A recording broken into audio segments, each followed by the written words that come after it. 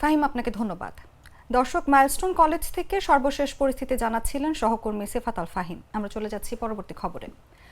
রাজধানীর উত্তরার দিয়াবাড়িতে বিমান বাহিনীর একটি যুদ্ধ বিমান মাইলস্টোন স্কুল অ্যান্ড কলেজে বিধ্বস্ত হয়ে বহু শিক্ষার্থী হতাহতের ঘটনায় কারণ অনুসন্ধানে বিচার বিভাগীয় তদন্ত কমিটি চেয়ে রিট দায়ের করা হয়েছে।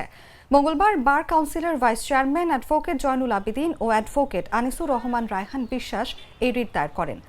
একই সঙ্গে ঢাকা সহ দেশের সব জনবহুল এলাকায় ত্রুটিপূর্ণ বিমান এবং যুদ্ধ বিমান উড্ডয়নের নিষেধাজ্ঞা প্রদানের নির্দেশনা চাওয়া হয়েছে। বিচারপতি ফাহমিদা কাদের ও বিচারপতি সৈয়দ জাহেদ মনসুরের হাইকোর্ট বেঞ্চ দুপুরে রিট আবেদনটি শুনানির সময় নির্ধারণ করেছেন।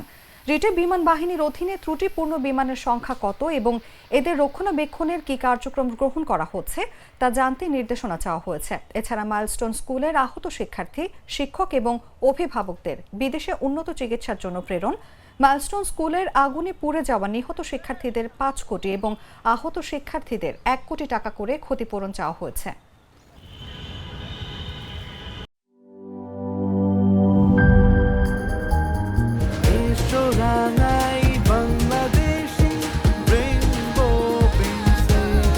রেইনবো পেইন্টস, ছড়াও জীবনের রং।